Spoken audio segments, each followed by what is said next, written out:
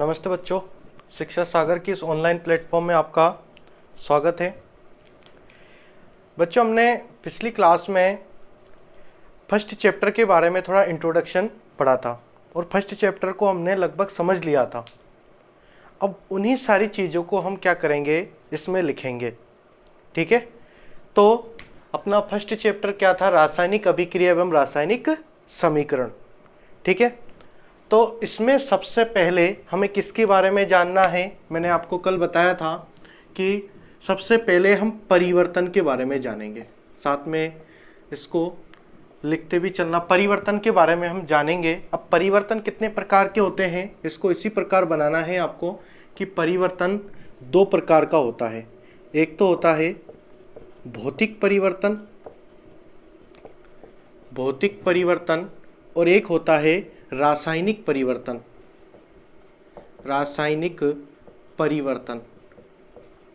ठीक है, परिवर्तन दो प्रकार का होता है। एक तो होता है भौतिक परिवर्तन और एक होता है रासायनिक परिवर्तन। अच्छा, सबसे पहले हम भौतिक परिवर्तन के बारे में अगर जानें कि भौतिक परिवर्तन क्या होता है, तो भौतिक परिवर्तन ऐसा परिवर्तन जिसमें किसी पदार्थ का भौतिक गुण तो परिवर्तित हो जाता है लेकिन रासायनिक गुण अपरिवर्तित रहता है, उसे हम क्या कहते हैं? भौतिक परिवर्तन कहते हैं। मतलब इसको अगर समझे, पहले इसको लिख लेते हैं हम। ऐसा परिवर्तन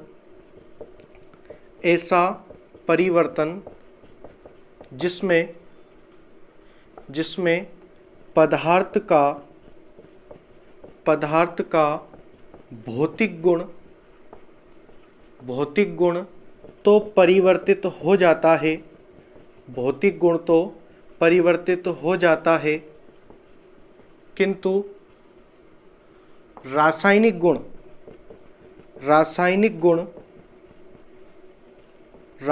गुण अपरिवर्तित रहता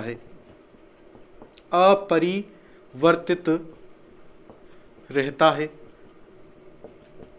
ठीक है, जिसका भौतिक गुण तो परिवर्तित हो जाता है लेकिन रासायनिक गुण क्या होता है? अपरिवर्तित रहता है। क्या कहलाता है? भौतिक परिवर्तन कहलाता है। भौतिक परिवर्तन कहलाता है। अच्छा, ये भौतिक गुण क्या होता है? तो भौतिक गुण की अगर बात करें तो भौतिक गुण जैसे कि उसका रंग परिवर्तित हो गया, जैसे लाल कलर का है तो काले कलर का हो गया। तो अगर रंग परिवर्तित हो जाता है या गंध परिवर्तित हो जाता है या उसकी अवस्था परिवर्तित हो जाता है, ठीक है, रंग, गंध, अवस्था, तो ये सारी चीज़ें अगर परिवर्तित हो जाता है तो इसको हम क्या कहेंगे? भौतिक परिवर्तन कहेंगे। अब अवस्था जैसे कि द्रव का ठोस में परिवर्तित होना। देखो, ये जो परिवर्तन होता है ना, भौतिक परिवर्तन ऐसा परिवर्तन होता है जिसको अपनी प्रारंभिक अवस्था पर परिवर्तन होने के बाद भी उसको हम प्रारंभिक अवस्था पर वापस ला सकते हैं। जैसे कि हम कागज को फोड़ दें, कागज बीच में से उसको दो भाग कर दें, तो कागज को अगर दो भाग करें तो उसको वापस अगर हम जोड़ सकते हैं, ठीक है, उसको जोड़ सकते हैं। और दूसरी बात, जैसे कि अगर पानी है, अब पानी को हम बर्फ़ जमा ले, पानी का बर्फ़ जमा ले, अब बर्फ़ का वापस भी हम क्या कर सकते हैं? वापस पानी द्रव अवस्था में ला सकते हैं। ठीक है ना? तो इस प्रकार हम क्या बोलेंगे कि अपनी पूर्व अवस्था में वापस आ सकता है।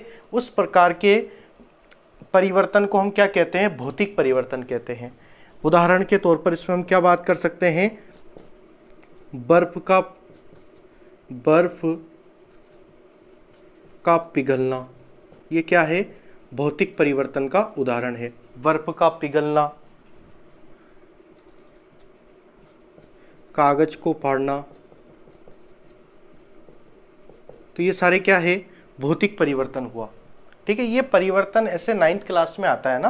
10th क्लास में आपका डायरेक्ट रासायनिक अभिक्रिया से चैप्टर स्टार्ट है, लेकिन हमें परिवर्तन के बारे में जानना है। क्यों? क्योंकि तभी जानेंगे रासायनिक परिवर्तन में जो परिघटना होता है, उस परिघटना को ही हम क्या कहते हैं? रासायनिक अभिक्रिया कहते हैं। ठीक है ना?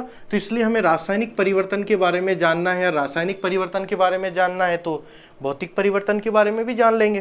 ठीक है, तो रासायनिक परिवर्तन क्या होता है?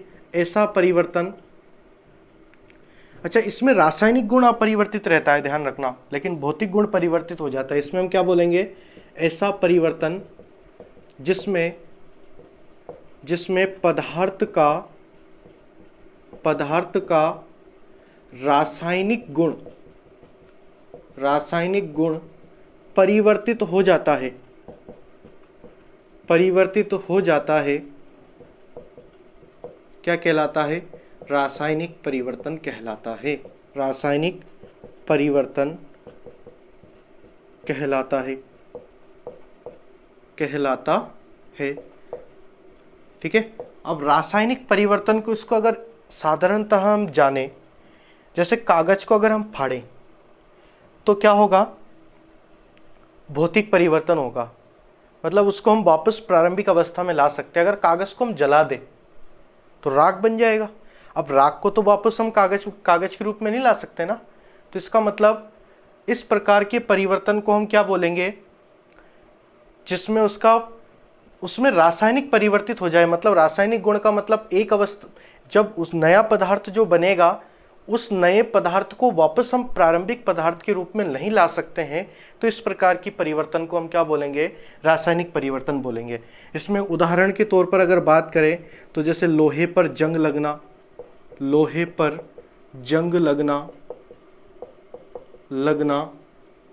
और भी उदाहरण अगर बात करें तो कागज को जलाना, कागज का जलना। ठीक है, और भी उदाहरण ले सकते हैं, कागज का जलना हुआ, फिर जाके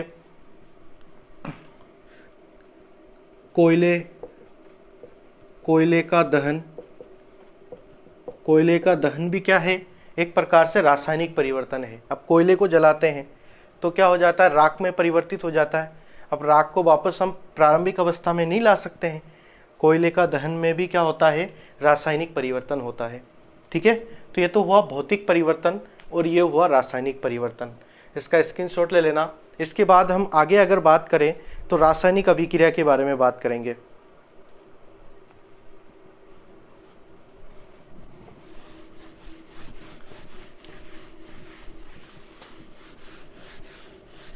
अब आगे हम रासायनिक अभिक्रिया के बारे में बात करते हैं।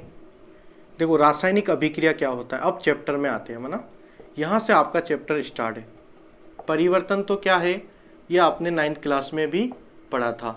ठीक है, अब रासायनिक अभिक्रिया क्या होता है, रासायनिक अभिक्रिया जब किसी पदार्थ में रासायनिक परिवर्तन होता है तो इस परिघटना को ही हम क्या कहते हैं, मतलब वो रासायनिक परिवर्तन जो हो रहा है ना, रासायनिक परिवर्तन वाली जो परिघटना होता है, उस परिघटना को ही हम क्या कहते हैं, रासायनिक अभिक्रिया कहते हैं। ठीक है, तो हम इसको कैसे लिख सकते हैं, जब किसी पदार्थ में रासायनिक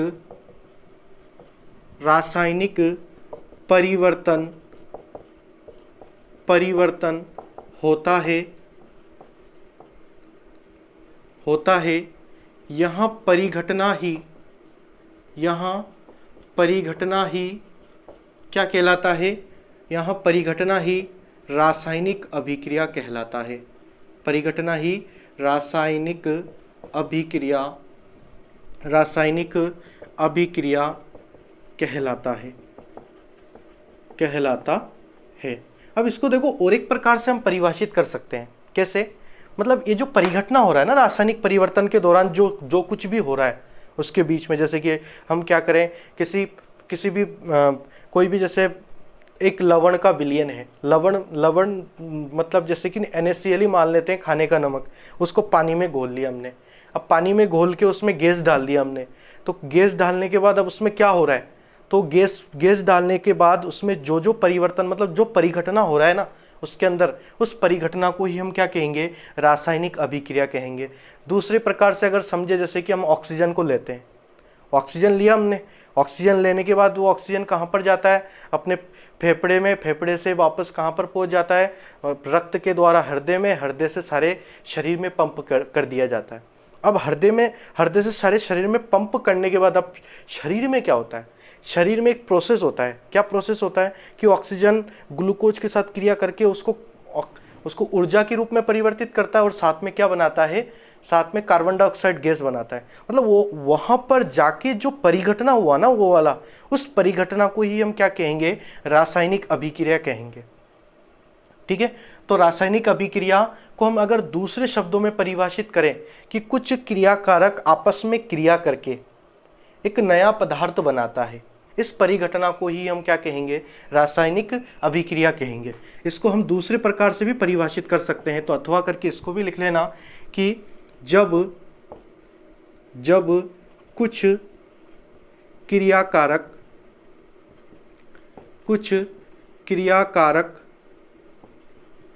आपस में क्रिया करके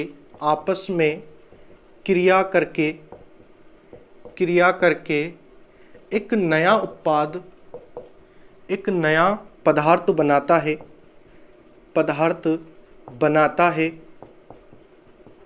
इस परिघटना को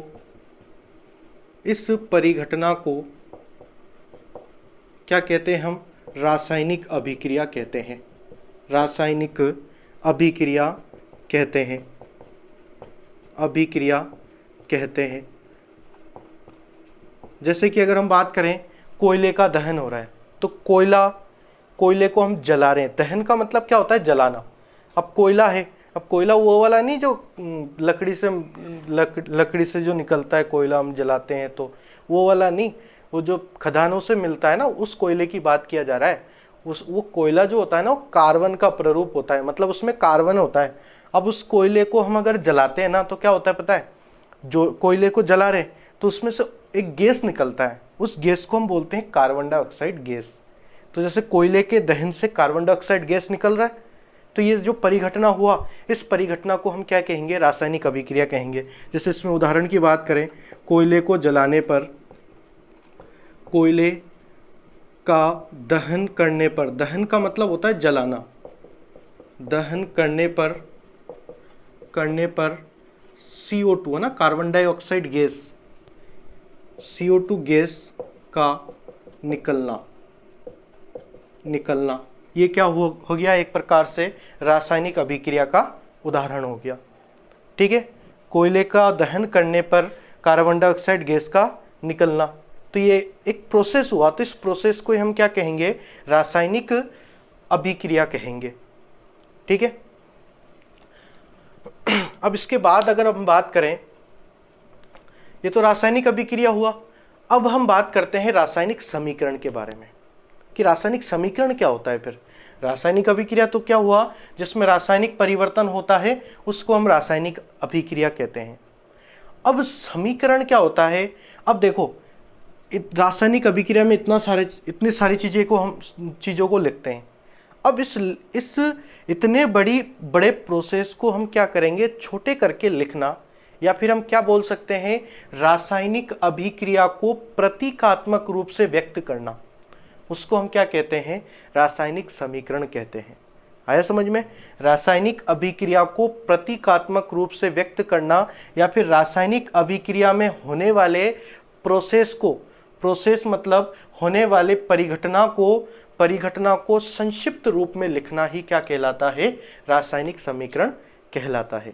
आया समझ में। अब इसको लिखते हैं, देखो अब अगला हेडिंग क्या रहेगा अपना, रासायनिक समीकरण। रासायनिक समीकरण, तो इसको हम कैसे लिखेंगे रासायनिक समीकरण को, तो समझना, रासायनिक अभिक्रिया को संक्षिप्त रूप से व्यक्त करने वाला पद या फिर इसको हम कैसे लिख सकते हैं, या आप चाहो तो सिर्फ इतना ही लिख सकते हो कि पद रासायनिक समीकरण कहलाता है, या फिर आप जो इसके बाद लिखा जा रहा है वो भी लिख सकते हो, या रासायनिक अभिक्रिया को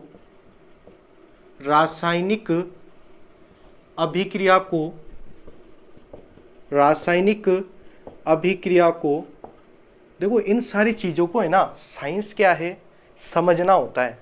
अब ऐसा नहीं कि रटने चल जाए अपन रासायनिक अभिक्रिया को संक्षिप्त रूप से लिखना, संक्षिप्त, ऐसा नहीं है, समझना है। अब आप बना बना के लिख सकते हो, ऐसा नहीं कि मैंने जैसा लिखा बिल्कुल सेम टू सेम आपको वैसा ही लिखना है एग्जाम में, ऐसा कुछ नहीं है। आपको सिर्फ समझना है। आप चाहो तो ऐसा लिख रहे हो, रासायनिक अभिक्रिया को संक्षिप्त रूप में लिखना रासायनिक समीकरण कहलाता है, या फिर आप ऐसा लिख रहे हो, रासायनिक अभिक्रिया को प्रतीकात्मक रूप से व्यक्त करना क्या कहलाता है, रासायनिक समीकरण कहलाता है। आपका 100% दोनों ही सही माना जाएगा, ठीक है ना।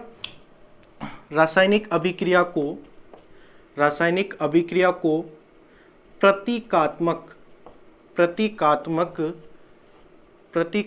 रूप से व्यक्त करना क्या कहलाता है, रासायनिक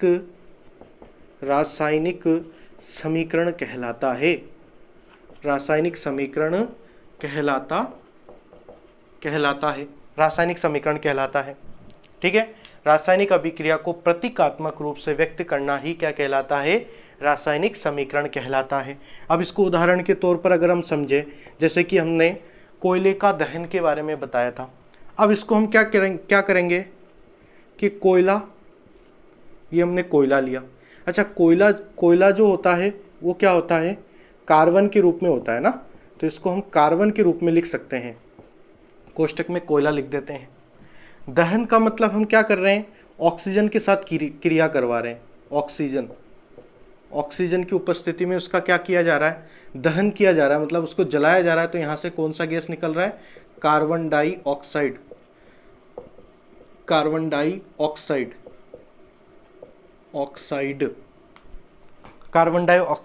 गैस निकल रहा है, ठीक है। अब देखो इसमें क्या है, इसमें हमें कुछ चीज़ों को जानना है कि एक तो हमने क्या किया, कार्बन और ऑक्सीजन का हमने क्या किया, दहन कर दिया। अब इसको चाहो तो आप तीर के ऊपर लिख सकते हो कि दहन, या फिर हम ऑक्सीजन की उपस्थिति में इसको जला ही रहे हैं ना, यहाँ से यहाँ लिख देते हैं दहन कर रहे हैं, ठीक है।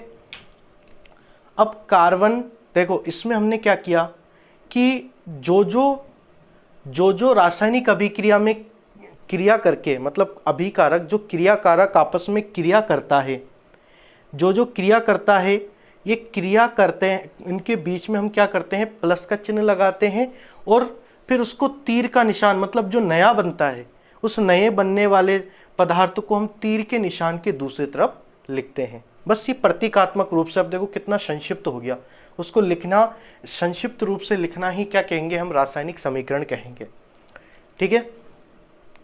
अब रासायनिक समीकरण को लिखना सीखेंगे हम।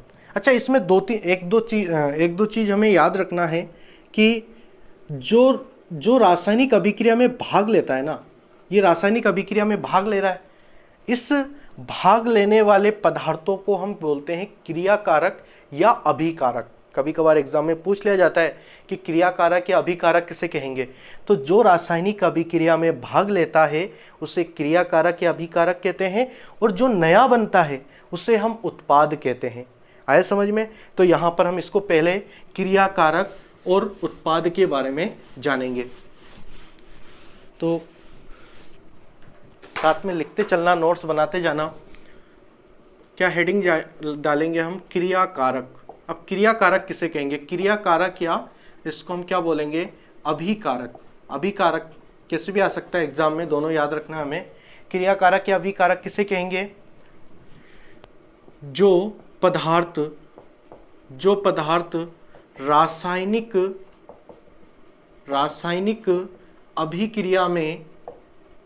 अभिक्रिया में भाग लेते हैं, उसे हम क्या कहते हैं, क्रियाकारक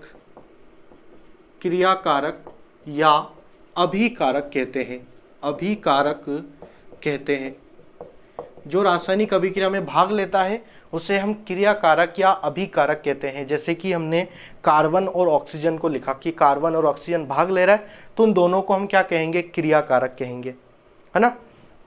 दूसरी बात, उत्पाद। अगर उत्पाद की बात करें तो उत्पाद क्या होता है, तो रासायनिक अभिक्रिया के फलस्वरूप नए बनने वाले पदार्थ को रासायनिक अभिक्रिया, रासायनिक अभिक्रिया के फलस्वरूप नए बनने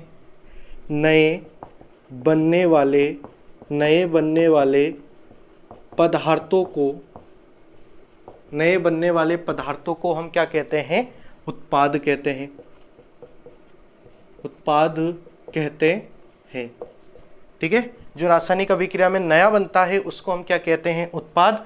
और जो रासायनिक अभिक्रिया में भाग लेता है उसको हम क्या कहते हैं? क्रियाकारक या अभिकारक कहते हैं। आया समझ में यहाँ तक?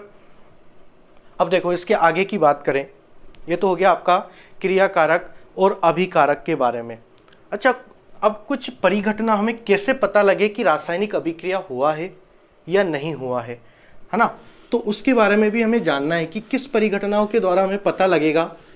जैसे कोई रासायनिक अभिक्रिया हो रहा है, हाँ, अब हमें पता ही नहीं चलता है कि क्या हुआ, रासायनिक अभिक्रिया हुआ या नहीं हुआ, है ना? हम जैसे कि पानी के अंदर मान लो हमने शक्कर डाल दिया, अब शक्कर मिला नहीं मिला ऐसे तो अब पता कैसे चलेगा? उसकी अवस्था में परिवर्तन हो जाता है, मतलब पानी उसमें, वो शक्कर उसमें क्या हो जाता है? मिल जाता है, द्रव अवस्था में हो जाता है शक्कर भी उसमें।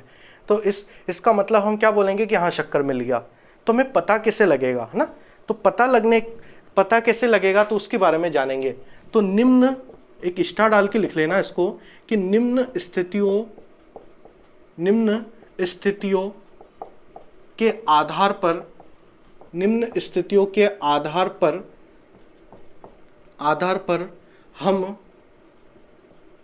हम बता सकते हैं कि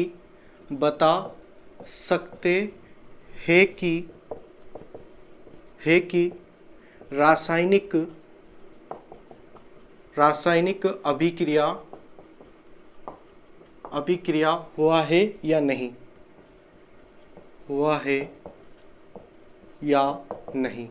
मतलब निम्न अभिक्रिया के आधार पर हम बता सकते हैं कि हाँ रासायनिक अभिक्रिया हुआ है ना? अब किसके आधार पर हम बता पाएंगे?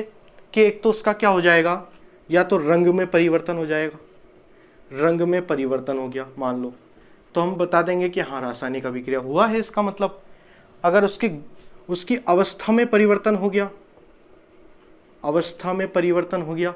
तो इसका मतलब, अच्छा ये सारी चीज़ें एक साथ भी हो सकता है, परिवर्तन हो गया तो इसका मतलब हम बता सकते हैं कि रासायनिक अभिक्रिया।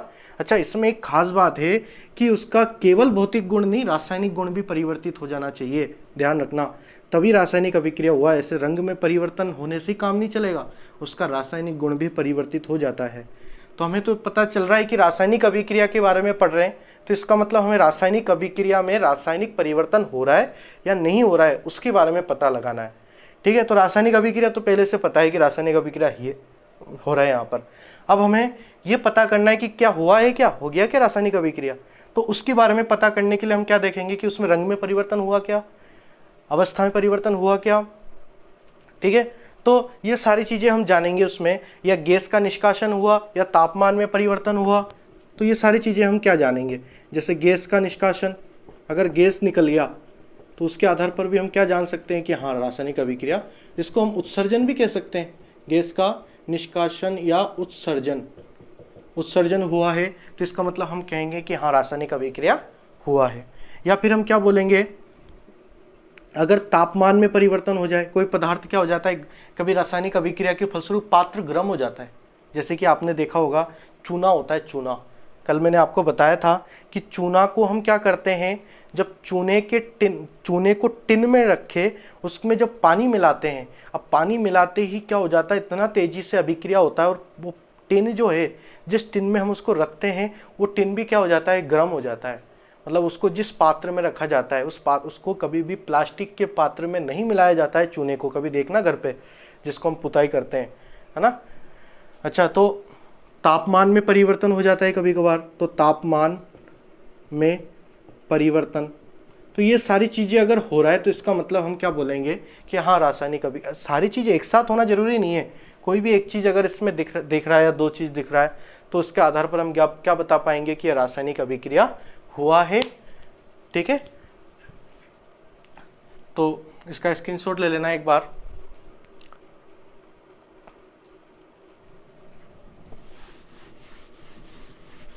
अब आगे हम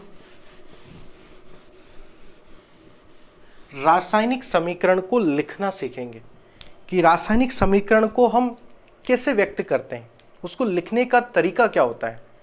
ठीक है, तो रासायनिक समीकरण को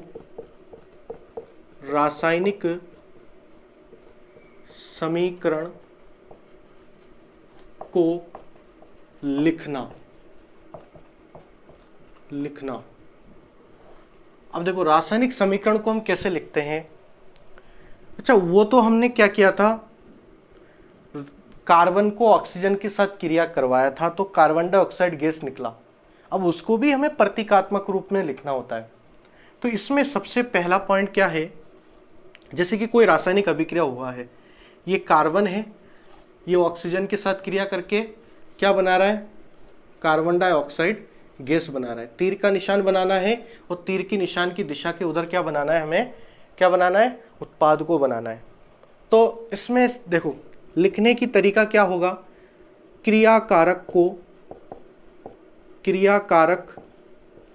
को हमेशा तीर के निशान के कौन सी तरफ, बाई ओर लिखा जाता है। ध्यान रखना, क्रियाकारक को हमेशा तीर के निशान के बाई ओर लिखा जाता है, बाई ओर लिखा जाता है। क्रियाकारक को हमेशा तीर के निशान के बाई ओर लिखा जाता है। ठीक है, उत्पाद को हमेशा तीर के निशान के दाई ओर लिखा जाता है। उत्पाद को हमेशा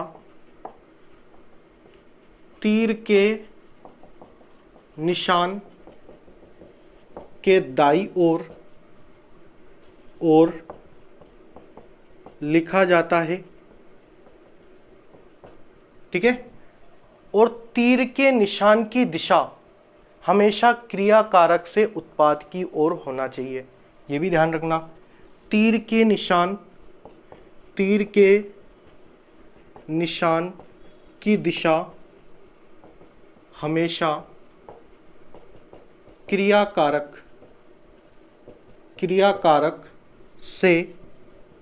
से उत्पाद की ओर होना चाहिए। तीर के निशान की दिशा हमेशा क्रियाकारक से उत्पाद की ओर होना चाहिए, यह तीर के निशान की दिशा है। ठीक है, यहाँ तक हो गया।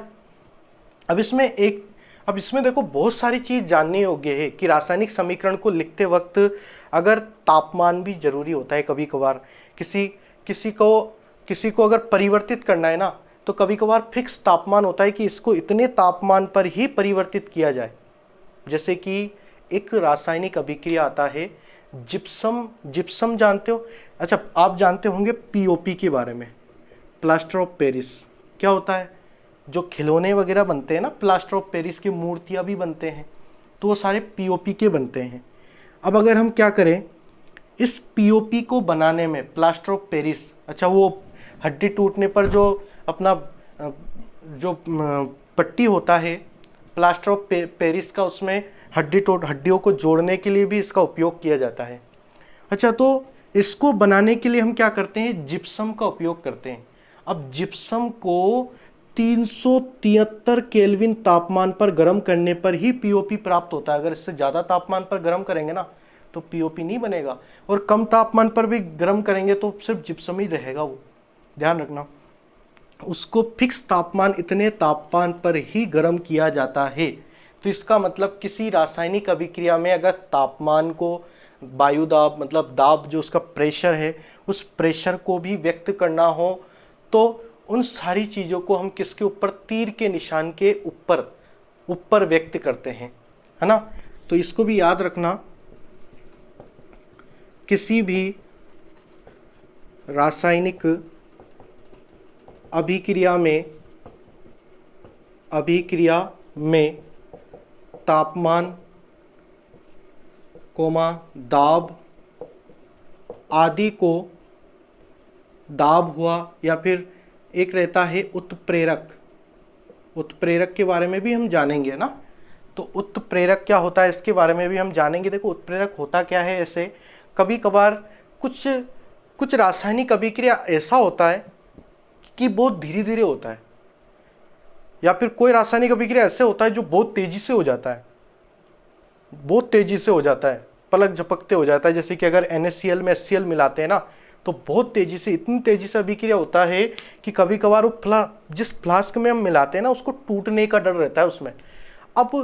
अब उस अभिक्रिया को, उसकी तेजी को कम करने में, या फिर कोई रासायनिक अभिक्रिया ऐसा लगता है कि 2-3 दिन लग जाता है, उसको हम जल्दी करवाना चाहते हैं, तो कभी कभार क्या होता है, कुछ रासायनिक अभिक्रिया में उसकी गति को धीमी या फिर तेजी करने के लिए जिस पदार्थ का उपयोग करते हैं उसको हम उत्प्रेरक कहते हैं। इसके बारे में भी हम डिटेल से पढ़ेंगे आगे आने वाले चैप्टरों में, ठीक है।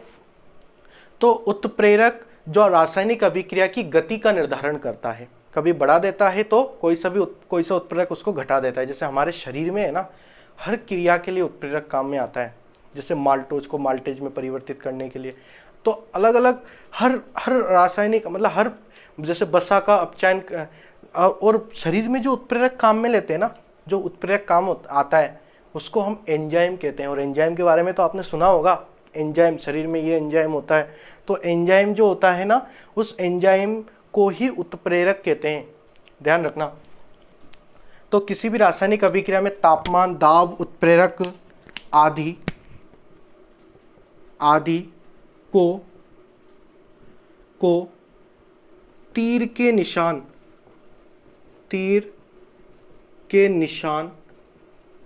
के ऊपर या नीचे कहीं पर भी लिख सकते हैं, के ऊपर लिखा जाता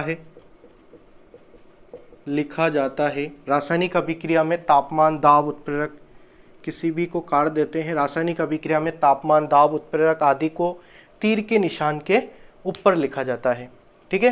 ये तो हो गया।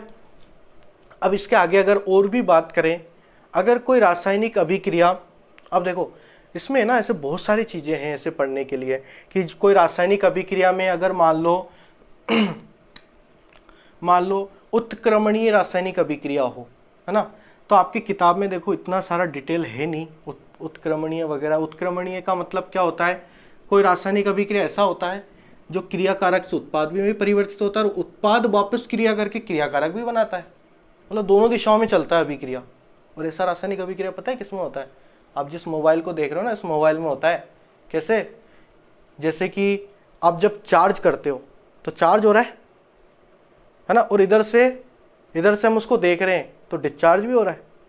तो कुल मिला के दोनों तरफ चल रहा है। उसका जो बैटरी है ना, वो ऐसा, उसमें ऐसा अभिक्रिया होता है, डिस्चार्ज भी होता है फिर चार्ज भी होता है ना, मतलब उसमें क्रिया करके उसमें चार्ज बढ़ जाता है, फिर उसमें वो उत्पाद क्रिया करके फिर उसमें डिस्चार्ज भी हो जाता है। तो इसका मतलब क्या हो जाता है, दोनों तरफ अभिक्रिया जिसमें चलता है उसको हम क्या कहते हैं, मतलब इनकमिंग और आउटगोइंग दोनों चलता है ना, तो उसको हम क्या कहेंगे, उत्क्रमणीय अभिक्रिया। अब उत्क्रमणीय अभिक्रिया जब किसी रासायनिक अभिक्रिया में आता है ना, तो उसके तीर की निशान को दोनों तरफ बनाना पड़ता है, ठीक है। तो इतना डिटेल आपके इसमें है नहीं, तो हम नहीं पढ़ेंगे, ठीक है। तो आपको सिर्फ इतना ध्यान रखना है कि रासायनिक समीकरण को कैसे लिखा जाता है। तो रासायनिक समीकरण को, क्रियाकारक को बाई ओर लिखा जाता है, उत्पाद को दाई ओर लिखा जाता है, और तीर के निशान को हमेशा क्रियाकारक से उत्पाद की ओर बनाएंगे, और अगर कुछ तापमान, दाब, उत्प्रेरक आ जाए तो तीर के निशान के ऊपर लिखेंगे, ठीक है। इसका एक बार स्क्रीनशॉट ले लेना।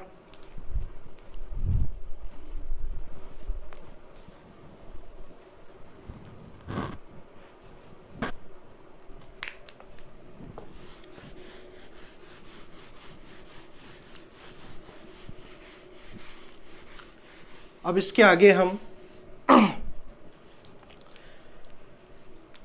अब देखो, कभी कभार रासायनिक अभिक्रिया समझना थोड़ा इंपॉर्टेंट चीज़ है। यहाँ से एक इंपॉर्टेंट टॉपिक आएगा और उस टॉपिक से रिलेटेड इस बार क्वेश्चन आना कंफर्म माना जा रहा है, ध्यान रखना। एक टॉपिक है संतुलित रासायनिक समीकरण। संतुलित रासायनिक समीकरण। अब देखो, सबसे पहले हम संतुलित रासायनिक समीकरण होता क्या है इसके बारे में जानेंगे, और फिर संतुलित रासायनिक समीकरण को संतुलित करना क्यों आवश्यक है उसके बारे में भी हम जानेंगे। अब हमने कार्बन एक अभिक्रिया तो ये पढ़ा था, कार्बन ऑक्सीजन के साथ क्रिया करके क्या बना रहा है, कार्बन डाइऑक्साइड बना रहा है, ठीक है। अच्छा, अब इसके बाद एक रासायनिक अभिक्रिया हम ऐसा ले सकते हैं कि मैग्नीशियम है, मैग्नीशियम के रिबन को जब जलाया जाता है, मतलब ऑक्सीजन की उपस्थिति में दहन किया जाता है, तो मैग्नीशियम ऑक्साइड बनता है। अब मैंने आपको फिफ्थ ये वाला उदाहरण कल भी बताया था मैंने आपको, और फिफ्थ चैप्टर में मैंने आपको बताया था कि मैग्नीशियम जो होता है +2 बनाता है और ऑक्सीजन क्या बनाता है -2, मतलब ये 2 और ये इसका भी 2 है। अब इसको जब हम मैग्नीशियम ऑक्साइड को लिखेंगे तो ये एक इसके नीचे और ये एक इसके नीचे, मतलब MgO के रूप में लिखेंगे, है ना। ये अणुसूत्र बनाना मैंने आपको बेसिक में भी बताया था। जब आपका फर्स्ट क्लास और सेकंड क्लास जो बेसिक है, जिन बच्चों ने नहीं लिया है उसको एक बार प्लेलिस्ट में जाके ले लेना, ठीक है बच्चों। और बच्चों एक चीज़ और है कि आप क्लास को लाइक नहीं करते हो तो लाइक कर देना, अभी कर दो लाइक, और सब्सक्राइब जरूर कर दो, ठीक है। लाइक और सब्सक्राइब जरूर कर देना, ठीक है बच्चों। इसके आगे अगर बात करें, अब इसके बाद मैग्नीशियम ऑक्साइड जो होता है MgO होता है, MgO, ठीक है। अब मैग्नीशियम ऑक्साइड में क्या खास बात है, तो देखना इसमें मैग्नीशियम ऑक्साइड बन रहा है ये। अब इसमें और इसमें क्या अंतर है कि यहाँ पर तो हमने 2 ऑक्सीजन काम में लिया था, अब उधर बना कितना, एक ही ऑक्सीजन बना। अब ऐसा होता है कि आपने आधा किलो शक्कर मिलाया, आधा किलो शक्कर, और आपने क्या कर दिया, इसमें आधा केजी चावल मिला दिया, चावल मिला दिया, है ना। अब मिला दिया इसको अच्छे से, मिला के फिर इसको रख दिया। अब ये दोनों मिला के मिल गया दोनों। अब इसको अगर हम तोलते हैं तो ऐसा थोड़ी ना होता है कि आपका ये मान लो 750 ग्राम आ गया। आधा किलो शक्कर और आधा किलो चावल अगर मिलाए तो ऐसा थोड़ी ना होता है कि 750 ग्राम आता है आपका, नहीं आता ना। कितना आएगा, 1 किलो आएगा, दोनों मिला के जो आएगा वही आएगा 1 किलो। लेकिन अब देखो इसका मतलब हम क्या कर रहे हैं, क्या बात करना चाह रहे हैं कि जितना हम मिलाते हैं ना उतना ही बनना चाहिए, उतना ही बनना चाहिए। मतलब यहाँ पर कितना होना चाहिए, 1 किलो होना चाहिए, आधा और आधा, 750 ग्राम नहीं, 3 पाव नहीं होने चाहिए। अब यहाँ पर तो 2 ऑक्सीजन काम में लिया जा रहा है, मतलब यहाँ पर 2 ऑक्सीजन है, O2 का मतलब 2 ऑक्सीजन है, लेकिन यहाँ कितना बन रहा है, 1 ही ऑक्सीजन बन रहा है। अच्छा, यहाँ तो सब सही है कि 1 कार्बन है, इधर भी 1 ही कार्बन है, इधर 2 ऑक्सीजन है, इधर भी 2 ऑक्सीजन है, तो यहाँ तो सब सही है। लेकिन यहाँ पर क्या आ रहा है कि यहाँ पर तो 2 ऑक्सीजन काम में लिया जा रहा है, तो यहाँ पर 1 ऑक्सीजन है, जबकि मैग्नीशियम यहाँ पर 1 है तो वहाँ पर 1 ही है। अब ये जो रासायनिक अभिक्रिया है ना, अब ये रासायनिक अभिक्रिया पॉसिबल नहीं है, इसको हम कंकाली समीकरण कहेंगे। इस रासायनिक समीकरण को कंकाली समीकरण, मतलब ये रासायनिक समीकरण को हमें संतुलित करना जरूरी है, क्योंकि जितना द्रव्यमान संरक्षण का एक नियम होता है कि जितना द्रव्यमान भाग लेता है उतना ही द्रव्यमान बनता है। मतलब द्रव्यमान तो नष्ट भी नहीं होता और न ही उत्पन्न होता है, तो किसी भी रासायनिक अभिक्रिया में द्रव्यमान न तो नष्ट होता है और न ही उत्पन्न होता है। तो ये रासायनिक अभिक्रिया में द्रव्यमान संरक्षण का नियम लगता है, और द्रव्यमान संरक्षण का नियम तो इसका मतलब इधर जितना है उधर भी उतना ही होना चाहिए। अब इसको फिर क्या करना पड़ता है, रासायनिक समीकरण को संतुलित करना पड़ता है। अब वो जो संतुलित करेंगे उस संतुलित समीकरण को ही हम क्या कहेंगे, संतुलित रासायनिक समीकरण कहेंगे, ठीक है। जैसे अब इसको संतुलित कैसे करें, यहाँ पर ऑक्सीजन 2 होना चाहिए तो यहाँ 2 लगा देते हैं, आगे लगाना पड़ता है। अब ऐसा नहीं कि नीचे लगा देंगे, फिर उसका अणुसूत्र ही गड़बड़ा जाएगा, क्योंकि अणुसूत्र तो मैग्नीशियम ऑक्साइड MgO ही बनता है, नीचे नहीं लगा सकते हैं। तो कहाँ लगाएंगे, आगे लगाएंगे। अब आगे लगा दिया, अब यहाँ आगे लगाने पर क्या होता है पता है, इसके नीचे जितना भी होता है, अब इसके नीचे अभी तो कुछ नहीं है, 1-1 है, तो 1-1 है, एक कुछ भी नहीं तो 1-1 मानते हैं, तो ये गुणा हो जाता है सभी से। अब ये 1 से गुणा होगा तो 2 हो जाएगा, मैग्नीशियम 2 और ऑक्सीजन भी 2 हो गया, ठीक है, ऑक्सीजन भी 2, तो इसका मतलब ऑक्सीजन 2 है, सही। अब मैग्नीशियम 2 हो गया, इधर तो एक ही था, तो यहाँ पर भी हम क्या लगा देंगे, 2 लगा देंगे। अब देखो इसका भी एक विधि होता है संतुलित करने का, उस विधि को हम डिटेल से पढ़ेंगे, जिसको हम अनुमान विधि या फिर हिट एंड ट्रायल मेथड कहते हैं। और ये एग्ज़ाम में 2-3 बार आ चुका है एग्ज़ाम में, कि 2019 में एग्ज़ाम में भी आया था, है ना। और एग्ज़ाम में क्वेश्चन क्या आता है कि रासायनिक समीकरण को संतुलित करने की विधि बताइए।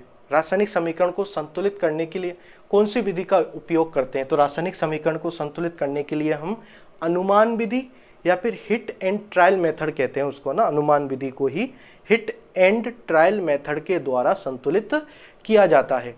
ठीक है, तो इसको हम अगर लिखें तो ये तो रासायनिक समीकरण को इसको हम क्या बोलेंगे, संतुलित रासायनिक समीकरण कहेंगे। ये दोनों, ये भी संतुलित पहले से था और ये भी क्या है, संतुलित रासायनिक समीकरण। तो इसका मतलब जिसमें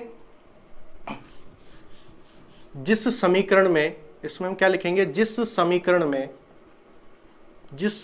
में कोई से भी रासायनिक समीकरण की बात करें तो जिस समीकरण में जितने क्रियाकारक, जिस समीकरण में क्रियाकारक में, या फिर इसको ऐसे लिखें, जिस समीकरण में क्रियाकारक में जितने परमाणु होते हैं, यदि उत्पाद में भी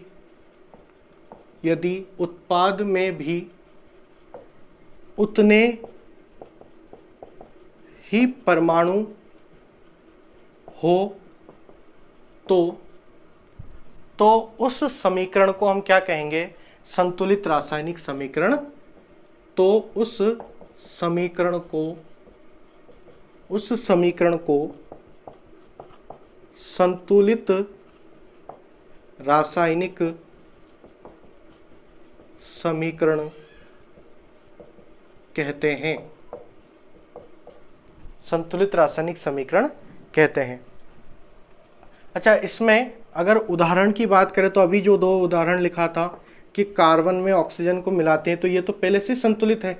अब मैग्नीशियम में अगर ऑक्सीजन को मिलाते हैं तो क्या बनता है, मैग्नीशियम ऑक्साइड, और यहाँ 2 लगेगा और यहाँ पर भी 2 लग जाएगा, तो इसका मतलब ये संतुलित हो गया। ठीक है, तो ये संतुलित रासायनिक समीकरण कहलाएगा। अब बात आता है कि संतुलित करना क्यों आवश्यक है, या फिर हम इसको क्या बोल सकते हैं, संतुलित रासायनिक समीकरण का महत्व क्या है।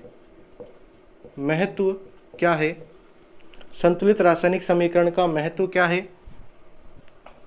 तो संतुलित रासायनिक समीकरण का महत्व अभी जो बताया था आपको कि द्रव्यमान संरक्षण के नियम के अनुसार, द्रव्यमान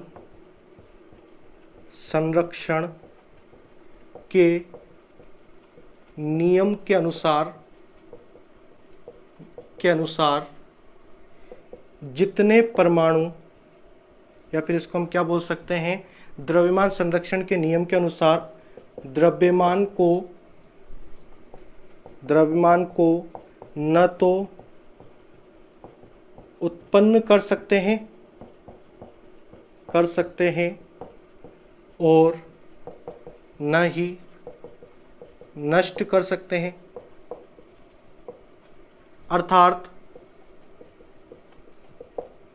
अर्थात रासायनिक अभिक्रिया में जितने परमाणु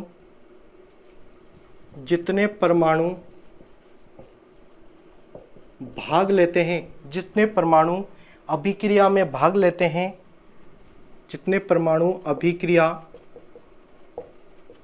में भाग लेते हैं, उतने ही परमाणु उत्पाद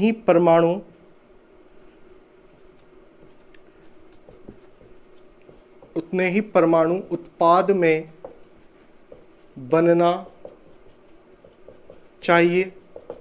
जितने परमाणु भाग लेते हैं उतने ही परमाणु उत्पाद में बनना चाहिए। अर्थात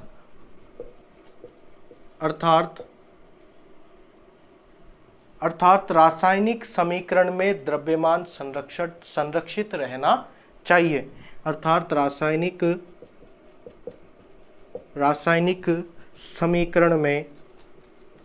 समीकरण में द्रव्यमान संरक्षित रहना चाहिए। ठीक है, तो रासायनिक समीकरण में द्रव्यमान हमेशा संरक्षित रहना चाहिए। अच्छा, इसमें एक बात और ध्यान रखना कि द्रव्यमान को मतलब रासायनिक समीकरण को संतुलित करने के लिए हमें किस विधि का उपयोग करते हैं, तो उसका एक स्टार डाल के लिख लेना, यहाँ पर स्टार डाल के लिख लेना। रासायनिक समीकरण को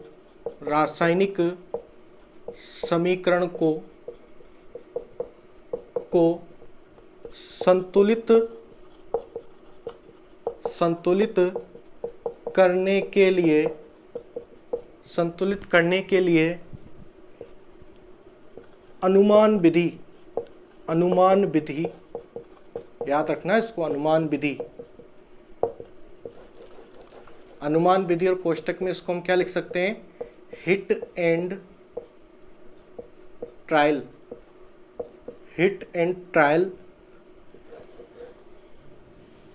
संतुलित करने के लिए अनुमान विधि या हिट एंड ट्रायल मेथड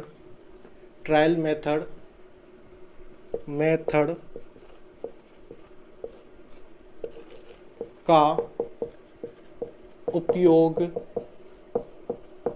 करते हैं। ठीक है, तो ये तो आपका क्या हुआ, रासायनिक समीकरण को संतुलित करने के लिए विधि का नाम। ठीक है, रासायनिक समीकरण को संतुलित करने का महत्व और संतुलित रासायनिक समीकरण क्या होता है, इसके बारे में हमने पढ़ लिया। ठीक है बच्चों, तो आज की क्लास के लिए इतना ही। बाकी अगली क्लास में हम पढ़ेंगे, रासायनिक समीकरण के प्रकार के बारे में जानेंगे और रासायनिक समीकरण को संतुलित करने की विधि के बारे में जानेंगे। और ध्यान रखना, इस साल एक क्वेश्चन कन्फर्म है रासायनिक समीकरण को संतुलित करने से संबंधित। ठीक है, तो अगली क्लास को लेना, उसमें हम रासायनिक समीकरण को संतुलित करने की विधि के बारे में जानेंगे। ठीक है बच्चों, धन्यवाद। और क्लास आपको अच्छा लगे तो आप लाइक कर देना और सब्सक्राइब कर देना। और आपको कोई सी भी चीज़ समझ में नहीं आए तो आप कमेंट्स करके पूछ सकते हो, या फिर हमारा व्हाट्सएप नंबर शिक्षा सागर ऑनलाइन क्लास का जो व्हाट्सएप नंबर है उस पे